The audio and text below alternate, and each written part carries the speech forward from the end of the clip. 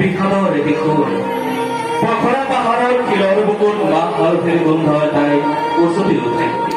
কইনা এজনীয়ে কান্দে। সাধু কথা নহয়, এয়া এক জীয়া বাস্তৱ। আজিৰ পৰা কেইবাশ বছৰ আগৰ এক অতৃপ্ত প্ৰেম কাহিনীয়া। মায়ং কোঁৱৰ আৰু বখৰা কুঁৱৰীৰ অপ্ৰাপ্তি উচপনীয়া।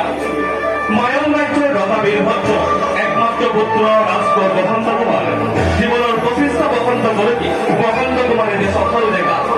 ৰূপে ৰঙে জাতিষ্কাৰ বসন্ত কুমাৰ অস্ত্ৰচালনা আৰু ঘোঁৰাচালনাত সম্পূৰ্ণ নিপুণ। চকুৰ পলকতে মনটোক ধাৰাসায়ী কৰিব পৰা তেজাল ডেকা বসন্ত কুমাৰ।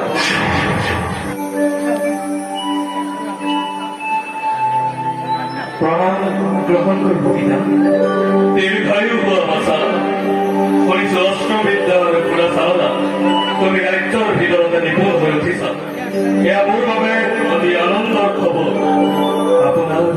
আপোনাৰ আশীৰ্বাদ পিতা। মই আজি অত্যন্ত সুখী বসন্ত কুমাৰ। এজন যোগ্য উত্তৰাধিকাৰীৰ পদত মই মোৰ ৰাজ্যখন গতাই থৈ যাব পাৰিম। ৰাজ্য শাসন কৰিব পৰাকৈ মই কিয় যোগ্য হৈ উঠা নাই পিতা? প্ৰচাৰ বাবে আপুনি যিখিনি কৰিছে সেয়া দেখি অনুমান কৰিব পাৰিছো যে আপোনাৰ দৰে হবলৈ এতিয়াও মোৰ বহু বাকী। প্ৰজাই আপোনাক ভগৱানৰ দৰে মানে। নিজকে প্ৰজাৰ প্ৰিয় পাত্ৰ কৰি গঢ় দিবতো হয়। সকলোকে সমান দৃষ্টিৰে চাব আৰু অহংকাৰ কেতিয়াও নকৰিব। মোৰ বিশ্বাস প্ৰজাৰ বাবে তুমি এজন যোগ্য ৰজা হ'ব। সকলো আপোনাৰ আশীৰ্বাদ আৰু ভা মহাদেৱৰ কৃপা পিতা। বাৰু কোৱাচোন কি সকামত আহিছিল? জোনবিলৰ সমূহীয়া মাছ ধৰা পলপৰি যাবলৈ আপোনাৰ অনুমতি লাগে পিতা। কাৰ সৈতে যাব? লগত মোৰ সখা মণিমুগ্ধ যাব। যোৱা পাছত মাথো অলপ সাৱধানে থাকিব। কছাৰী ৰজাই কিছুদিন ধৰি আমাৰ ৰাজ্যত চোৰাংচোৱা মেলিছে বুলি বাৰ্তা পাইছো। যি আজ্ঞা পিতা।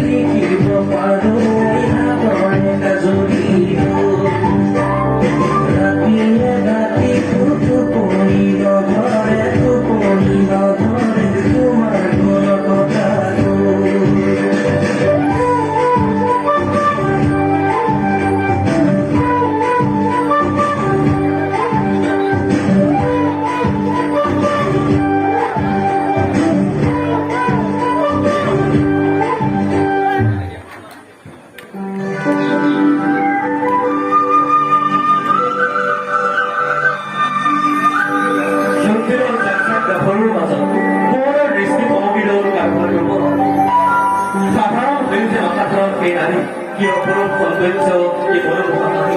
কোঁৱৰৰ বুকুত যেন প্ৰেমৰ বিষয়ে প্ৰেমে বুজি গ'ল সেই নাৰীয়ে সেই নাৰীৰ ঠিকনা মই বিচাৰি উলিয়াব লাগিব ককা কিন্তু অপসহস্ৰ মানুহৰ মাজত কেনেকৈ বিচাৰি পাম তেওঁ বিচাৰিব জানিলে ভগৱানৰ পথে ককা সেই চাউনি সেই নাৰীয়ে মোৰ মনত শত সহস্ৰ অনুভূতিৰ ঢৌ তুলিছে হয়তো এয়াই প্ৰেম কথা মই যেন তেওঁৰ প্ৰেমত উদ্বাউল হৈ পৰিছো প্ৰথম দৃষ্টিতেই প্ৰেম অচিনা অজানা কাৰোবাৰ এপলক চাৱনি দেখা প্ৰেম তেনেকৈ কথা হঠাতেই হয় নজনাকৈ হয় তেওঁক বিচাৰি উলিয়াব লাগিব কথা মহাদেৱ হ'ব তেওঁকে মোৰ জীৱন সংগী কৰি সখা সখা জোনবিলৰ পাৰৰ শত সহস্ৰ মানুহৰ ভিৰখনি কোঁৱৰে উত্তাপৰ হৈ বিচাৰি ফুৰিছে সেই চকুজুলি যাৰ এপলত চাৱনি শিহৰিত হৈ পৰিছিল কোঁৱৰৰ মন অৱশেষত কোঁৱৰৰ চেষ্টা সফল হ'ল জোনবিলৰ পাৰৰ আহতজোপাৰ তলত সেয়া কোঁৱৰে বিচাৰি ফুৰা মুখখন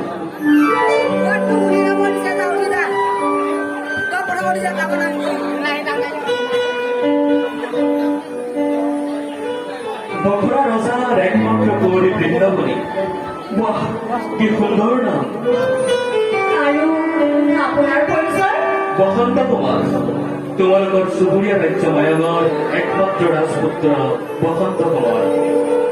এনেদৰে মোক বিচাৰি চলাচ কৰাৰ কাৰণ সঠিক কাৰণটো ময়ো তোমাক বুজাই ক'বলৈ অপাৰক বৃন্দাবনী কিন্তু তোমাক এপলত দেখাৰ পাছৰ পৰা পুনৰ দেখাৰ হেঁপাহ জাগিছে এক অদ্ভুত মায়া জাগিছে তোমাৰ প্ৰতি এয়া মায়া নে কাষত পৰ বাহনা নাজানো তুমি কি বুলি গ্ৰহণ কৰা কি বুলি গ্ৰহণ নকৰা কিয় মোৰ অন্তৰৰ নিৰ্ভীক ফুলত তুমি বৰ বেয়াকৈ শংকাৰ তুলিছা বৃন্দাবনী হয়তো তোমাৰ সহায়ে এই শংকাৰক একে মিঠা প্ৰেমৰ ফুললৈ পৰিৱৰ্তিত কৰিব মহাদেৱৰ খবৰ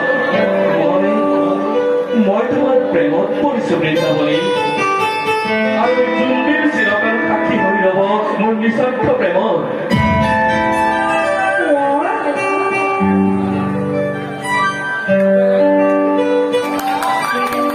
বসন্ত কুমাৰৰ নিস্বাৰ্থ প্ৰেমে পূৰ্ণতা পায় নিভাজ প্ৰেমৰ মিঠা অনুভূতিৰে এক হৈ থকাৰ প্रण ললে বসন্ত কুমাৰৰ বৃন্দাবনী আৰু জোনবিল সাক্ষী হৈ ৰল এই পবিত্ৰ বান্ধোনৰ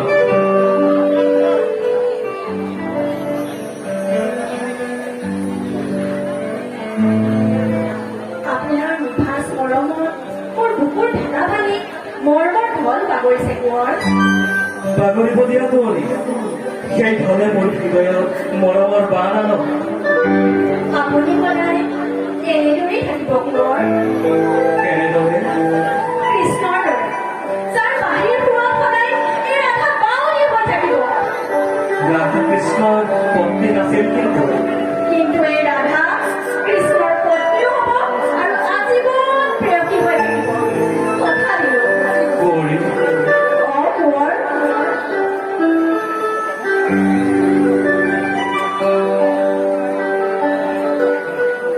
আজীৱন এক হৈ থকাৰ প্ৰতিশ্ৰুতিৰে দুয়ো নিজ নিজ ৰাজ্যলৈ উভতি লগত লৈ গ'ল প্ৰেমৰ এক মিঠা মিঠা বিষ ইফালে ৰাজ্যলৈ উভতাৰ পাছৰে পৰাই বসন্ত কুমাৰৰ আচৰণে চিন্তিত কৰি তুলিলে ৰজা বীৰভদ্ৰক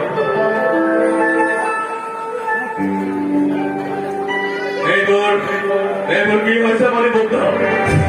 জোনবিলৰ পৰা অহাৰ বছৰে পৰা কোঁৱৰৰ আচৰণৰ ইমান পৰিৱৰ্তন কিয় খোৱা বোৱা ত্যাগ কৰি বিদুক খৰচ কৰিব লগা হ'ল কিয় ক্ষমা কৰিব ৰজাদেউ এই বিষয়ে মই সম্পূৰ্ণ অজ্ঞাত নিশ্চয় নামাতিব বুলি বুদ্ধ তাৰ আচৰণে মোক বৰকৈ চিন্তিত কৰি তুলিছে ভয় কৰিব নালাগে সকলো কৰিব মহাদেৱৰ হ'ব তাক যি লাগে তাকেই আনি দিম মই মানে ৰজাদেউ কোৱা বুলি বুদ্ধ কোঁৱৰ প্ৰেমত পৰিছে ৰজাদেউ প্ৰেমত পৰিছে কিন্তু কাৰ প্ৰেমত বখৰা কুঁৱৰী বৃন্দাবনী কোঁৱৰে তেওঁৰ পানী গ্ৰহণ কৰিম বুলি কথা দিছে কিন্তু আপোনাৰ আগত এই কথা ব্যক্ত কৰিবলৈ ভয় কৰিছে ৰজাদেউ এই সামান্য কথাটো ক'বলৈ তেওঁ সাহস নাই ৰাজ্য কেনেকৈ চম্ভালিব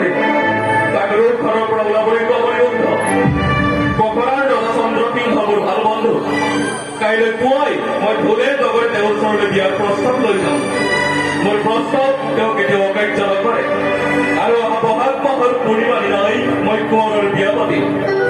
যোৱা তাক দৰা সাজি সাজু হ'বলৈ দিয়া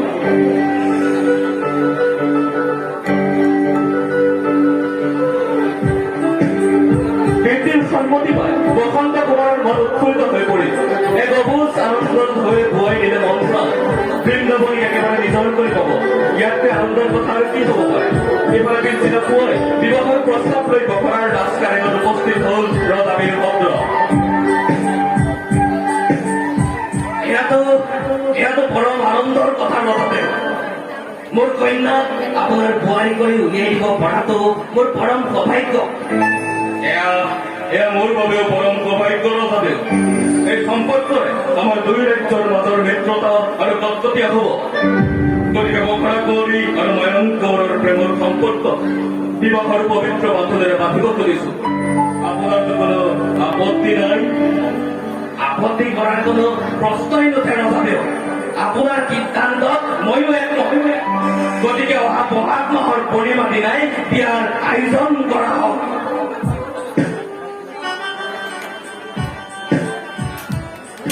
চাওঁতে চাওঁতে ক্ষণ বাগৰি মধু লগনৰ সেই মধুক্ষণ আহি উপস্থিত হ'ল আজি বহাগৰ পূৰ্ণিমা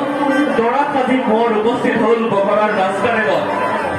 সমস্ত আয়োগৰ বজাও ঢোলে ডগৰে বৰযাত্ৰী হৈ গৈছে কুঁৱৰীক আদৰি আনিবলৈ যথা সময়ত সামাজিক ৰীতিৰে মা মহাদেৱ সাক্ষী কৰি কোঁৱৰে পানী গ্ৰহণ কৰিলে বখৰা কুঁৱৰী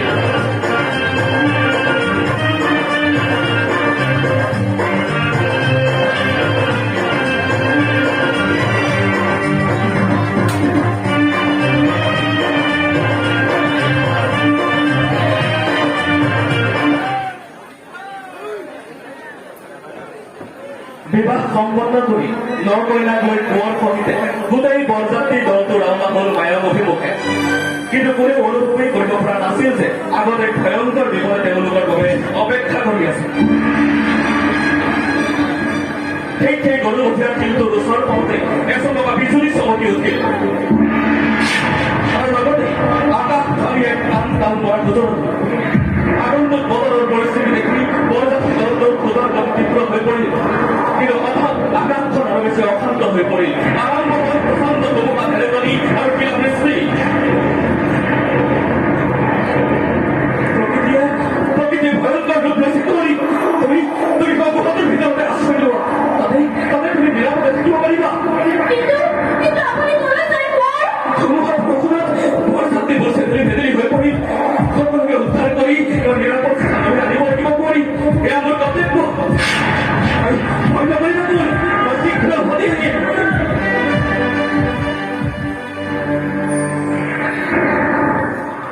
কুঁৱৰীক বখৰা পাহাৰৰ গুহাৰ ভিতৰত দেখি কুঁৱৰে প্ৰচণ্ড ধুমুহা বৰষুণ কৰি উঠি বাকী বৰযাত্ৰী দলটো বিচাৰি ওলাল এইফালে কুঁৱৰে কল্পনাও কৰা নাছিল যে এয়াই আছিল প্ৰাণৰ কুঁৱৰী হৈ যে অভিজ্ঞে হঠাতে অহা প্ৰচণ্ড বৰ ভূমিকম্পত কমি উঠিল আকাশ বতাহ অশান্ত হৈ উঠিল বখৰা পাহাৰ টুকুৰা টুকুৰ হৈ ভাগি পৰা বখৰা পাহাৰখনে গুম গুমাই থাকি ধৰিলে